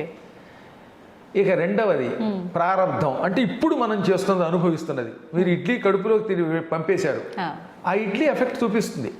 అది మంచి ఇడ్లీ అయితే ఆరోగ్యంగా ఉంటాం. ఏ ఇక్ష్వాకుల కాలం నాటి ఇడ్లీయో పాతకాలం చట్నీయో వేసుకు తింటే వికారం పెడుతుంది. ఈ మధ్యన మాతో ఒక ఆవిడ లంకొచ్చి కాస్త 4 కారపోస్తాను కానీ ఇంటికి వచ్చిన తర్వాత 3 రోజుల పాటు రోజు బాత్రూమే అంటే మరి తిన్నది కదా, తిన్న ఎఫెక్ట్ పడతారు. అది ప్రారబ్ధం. ప్రారబ్ధం అంటే ఒకసారి నీ శరీరంలో ప్రవేశించేసింది, ఇక అనుభవించాలి, దాన్ని ఎవడ ఏం చేయలేడు. మందు వేసినా కూడా ఆ పూర్తిగా దాన్ని కంట్రోల్ చేయదు, కొంచెం కొంచెం కొంచెం తగ్గిస్తుంది. ముందు మొత్తం మీద చెత్త పోవలసిందే. అంతే. అందువల్ల ప్రారబ్ధ కర్మ అంటే అనుభవించి తీరవలసిన కర్మము. దానికి ఉదాహరణ చెప్పారన్నమాట. తిన్న తిండి ఇంక లోపలికి వెళ్ళాక దాని ప్రభావం ఎలా చూపిస్తుందో అలా చూపిస్తుంది. సంచితం అని ఉంది కదా, పోగేసుకున్నది, అది వదిలించుకోవచ్చు. ఎలా గురుగారు? ఇప్పుడు మీ ఎఫ్డి ఉంది, మీకు 10 లక్షలు ఉన్నాయి అనుకుందాం కాసేపు, దేవుడి దయ వల్ల ఆ 10 లక్షలు మీకు నా మీద అభిమానం కలిగితే నాకు ఇచ్చేయచ్చుగా. మీకు పద్మాకర్ గారి మీద అభిమానం కలిగింది, ఆయన ఏదో పురాణ మండపం కడుతున్నాడు, ఆయనకి ఇచ్చేద్దాం అనిపించింది అనుకోండి, ఇచ్చేయచ్చు. ఇవ్వాలనుకుంటే ఇచ్చేస్తే ఇంకా డబ్బు పోయినట్టే. అంటే కంగారు ఏం పడదు, నేను మిమ్మల్ని అడగను, మీరు ఒక్కరు. కాబట్టి సంచితం వదిలించుకోవచ్చు. ఆగామి అంటే భవిష్యత్తులో చేయబోయే పనులు, ఇవి కూడా మనం అదుపులో పెట్టుకోవచ్చు. మనం కావాలంటే కొన్ని పనులను అదుపులో పెట్టుకోవచ్చు, అవి తొలగించుకోవచ్చు. ఈ సంచితము ఆగామి తొలగించుకోవడానికి అర్చనలు పూజలు ప్రయత్నాలు పనికొస్తాయి. ప్రారంధం మాత్రం చచ్చినట్టు అనుభవించాలి. కానీ అక్కడే ఉన్నది. ఎక్కువ భక్తితో భగవంతుడు పట్టుకోవడం ఎటువంటిది అన్నారు అంటే, ఒక అపవిత్ర ఆహారం తిన్నారు, పనికిమాలిన ఆహారం, దాని ఎఫెక్ట్ వల్ల చచ్చిపోకుండా మందు వేసుకుంటే ఏమవుతుంది, కొంత నీరసం వచ్చినా తగ్గుతుంది, ఏదో వాంతులు అయ్యేయండి, తర్వాత మందు వేస్తే కట్టుబడుతుందా లేదా. అలా ప్రారంధంలో కొంత తగ్గించుకుంటాం. కాబట్టి కర్మలను కూడా మనం భగవదర్చనతో కొంతవరకు నియంత్రిస్తాం, కానీ పూర్తిగా నియంత్రించలేము, ఎంతో కొంత అనుభవించాలి. ఒక్క సద్గురువుల అనుగ్రహం, నిజమైన సద్గురువు నేను చెప్పేది. ఇవాళ అందరూ సద్గురువులు అనుకోండి, ఎవడ పడితే వాడు జాయ చక్రాంత కంటే ఎక్కడ కుదురుతుంది. ఇప్పుడు మేము మీకు ఒక మార్గం చూపిస్తాం, కానీ పూర్తిగా మిమ్మల్ని బాగు చేయలేము. కరెక్టే. ఇలాగా మోసం చేస్తున్నారు కొంతమంది. ఎవడికాడే నేనే సద్గురువుని అంటాడు. ఏం సద్గురువు? అసద్దు గురువులు ఇవి. ఇవి ప్రమాదకరమైనవి. గురువు ఒక మార్గం చూపిస్తాడు కానీ సంపూర్ణంగా అనుగ్రహించలేడు. కానీ అరుదుగా కొంతమందిని అనుగ్రహించగలుగుతారు, అందరినీ చేయలేము. ఎక్కడో ఏ విశ్వామిత్రుడు లాంటి వాడో త్రిశంకుడిని స్వర్గానికి పంపగలిగాడు, కానీ అందరినీ పంపగలవా? ఏ వశిష్ఠుడో ఎవరినో పంపించాడు. అందువల్ల అరుదుగా కర్మలను కూడా తగ్గించి వాళ్ళని ముక్తికి పంపించే శక్తి కలిగిన వాళ్ళు కొందరు ఉంటారు, కానీ అది కొంచెం కష్టం. మార్గం చూపిస్తారు, కాబట్టి కొంత కర్మ అనుభవించక తప్పదు అన్నమాట. ఓకే గురువుగారు, దైవాంశ సంభూతుడు అని చెప్పి మనుషుల్ని అంటూ ఉంటారు కొంతమంది, కారణ జన్ములు అని, దైవాంశ సంభూతుడు అని అంటే ఏంటి గురుగారు? నిజానికి ఈ ప్రపంచంలో అందరూ దైవాంశ సంభూతులే. దేవతా శక్తి లేకుండా అసలు మీరు పుట్టరు. కానీ అది కొంతమందిలో ఎక్కువ ఉంటుంది, కొందరిలో తక్కువ ఉంటుంది. అందువల్ల ఇప్పుడు మీరు చక్కగా మాట్లాడి వ్యాఖ్యానం చేస్తున్నారే, ఈ వ్యాఖ్యానం చేసే మాట ఆ దేవతలు ఇచ్చింది. అందువల్ల మీరు దైవాంశ సంభూతురాలే. ఒక ఆయన బాగా కెమెరాను పట్టుకుని చక్కగా షూట్ చేస్తారనమాట. ఓహో ఈయన ఈ యాంగిల్లో అయితే బాగుంటాడు, పద్మాకర్ గారు ఇలా అందంగా ఉంటాడని. కొన్ని ఛానల్స్ వాళ్ళు నన్ను చూపిస్తారు, కర్మ ఎంత తెల్లగా ఉన్న నేను కూడా అక్కడ నల్లగా కనపడతాను అంటే వాడికి అందులో దైవాంశం తక్కువ ఉందనమాట అందులో. కాబట్టి ఆయనకి కెమెరాలు ఆ రంగంలో ఉన్నది. కొందరు బాగా పాడతారు, కొందరు బాగా మాట్లాడగలుగుతారు, కొందరు తినగలుగుతారు. తినడం కూడా దైవాంశే, తింటే అరుగుతుందిగా. కాబట్టి అందరం కారణ జన్ములే. తానెందుకు పుట్టాడో తెలుసుకుని ఆ కారణమును సఫలీకృతం చేసుకున్నవాడు ధన్యాత్ముడు. కొందరికి తెలియదు తాను ఎందుకు పుట్టామో, పట్టించుకోరు. ఆ శక్తుల్ని వృధా చేసుకుంటున్నారు. అందువల్ల మనం సాధన చేస్తే దైవాంశతో పుట్టిన మనం దైవం అవ్వచ్చు. సాధన చేయకపోతే దైవాంశతో పుట్టిన ఎందుకు పనికి రాకుండా అయిపోతాడు. ఎంతో మంది అలాగే మట్టిలో పుట్టి మట్టిలో కలిసిపోతారు, పుట్టలో చెదల పుట్టినట్టుగా పుడుతున్నారు. కాబట్టి సాధన చేసి ప్రతి వ్యక్తి గొప్పవాడు అవ్వచ్చు. అందుకే భీష్ముడు చెప్పాడు మహాభారతంలో, ఎక్కడ విరాట పర్వంలో, ఉత్తర గోగ్రహణం ఉంటుంది కదా, పాండవులు మారువేషంలో ఉన్నారేమో పట్టుకోవడానికి, విరాటరాజు గారు ఆవుల్ని పట్టుకోవడానికి దుర్యోధనాదులు వెళ్ళారు ఉత్తరం దిక్కున ఉన్న ఆవుల్ని పట్టుకోవడానికి. అప్పుడు ఆయన పాండవులు ఎందుకు వల్ల గొప్పవాళ్ళు అవుతారో చెప్పాడు దుర్యోధనాదులతో. నల్లవు నిక్కమాడి నృపనందను ముందట ద్రోణుడొక్కడు తెల్లముగాగా బాహుబల ధీబల దైవ బలంబులప్ప వర్తిల్లుదురు అన్నాడు ఆయన. అంత పద్యం అక్కర్లేదు కానీ ఈ ఒక్క ముక్క మనకు కావాలి. పాండవులకి మొదట బాహుబలం ఉన్నది, పుట్టుకతో బాహుబలం ఉన్నది, శరీర బలం ఉన్నది. ఇక్కడ బాహుబలం అంటే చేతులని కాదు, కేవలం శారీరక బలం ఉన్నది. అది మన చేతిలో లేదు కదా, మన తల్లిదండ్రులు హెరిడిటీగా ఇస్తారు, జీన్స్ అంటాం. పుట్టుక మన చేతిలో లేదు కనుక బాహుబలం అనేది మన చేతిలో లేదు. కానీ మొత్తం మీద వాళ్ళు పుట్టడంతో శరీర బలంతో పుట్టారు, అది అదృష్టం. రెండవది బుద్ధిబలం ఉన్నది. ధీబలం అంటే బుద్ధిబలం. ఈ బుద్ధిబలం పుట్టుకతో కొంత ఉంటుంది, బాగా పెంచుకోవడం వల్ల పెరుగుతుంది. మీ దగ్గర అందరికీ జ్ఞాపక శక్తి ఉంటుంది, కానీ దాన్ని ఏం చేయాలి, పదులు పెట్టాలి, సాధన చేయాలి. చేయగా చేయగా చేయగా చేయగా ఏమవుతుందన్నమాట, బాగుపడుతుంది. నేను చూసిన ఒక యాంకర్ ఉండేది, నత్తి ఉండేది ఆవిడికి. నేను చెప్పి ధైర్యం చెప్పగా చెప్పగా ఇప్పుడు అద్భుతంగా మాట్లాడేస్తుంది. అస్సలు రావట్లేదు నత్తి, అస్సలు నత్తి లేదు, సాధనతో పోగొట్టుకుంది. అంటే ప్రాక్టీస్ మేక్స్ మ్యాన్ పెర్ఫెక్ట్ అంటే ఇదే. కాబట్టి సాధనతో దీబలాన్ని పెంచుకోవచ్చు. బాహుబలం మన చేతిలో లేదనుకోండి, బుద్ధిబలం దేవుడు ఇచ్చిందని కూడా ఏం చేయొచ్చు అనమాట, పదులు పెట్టుకోవచ్చు. పాండవుల దగ్గర దేహబలము బుద్ధిబలంతో పాటు దైవ బలం ఉన్నది. వాళ్ళు బాగా భక్తులు, కృష్ణుడు పట్టుకున్నారు. ఈ మూడు బలములు ఉన్న వాళ్ళకి ఎప్పుడూ తిరుగు ఉండదు. కాబట్టి ఈ మూడు బలములను మనం పెంచుకోవచ్చు. పెంచుకుంటే మనం జీవితంలో పైకి వస్తాం. మీకు ఉదాహరణ చెప్తాను. నా చిన్నప్పుడు నాకు కూడా తెలియదు ఇంత జ్ఞాపక శక్తి ఉన్నట్టుగా. ఇంచుమించుగా 5 ఏళ్ళు 6 ఏళ్ల వయస్సులో అనుకుంటాను, సుందర శివరావు గారిని ఒక ఆయన ఉండేవారు ఉంగుటూరు అనే ప్రాంతంలో. ఆయన నన్ను చూచి మా నాన్నగారిని, ఈ కుర్రాడు ఏం చెప్పినా అప్పచెప్పేస్తున్నాడండి, ఇటువంటి వాడిని బాగు చేద్దామని అల్లసాని పెద్దన గారి మనుచరిత్రలో ఒక పేజీ గద్యం ఉంటుంది. ఏమిటి గద్యం? పద్యాలు గద్యాలు అని ఉంటాయి కదా. పద్యం ఏమో ఎలాగో ఉత్పలమాల చంపకమాల ఇలాంటివి. ఇవి కాకుండా అప్పుడప్పుడు ఏం చేస్తారన్నమాట, ఏకధాటిని ఒక వచనం ఇస్తారు, పెద్ద పారాగ్రాఫ్. అలాంటి గద్యం ప్రథమ స్కంధంలో ఉంది, మొదటి ఆశ్వాసంలో, ప్రథమాశ్వాసంలో.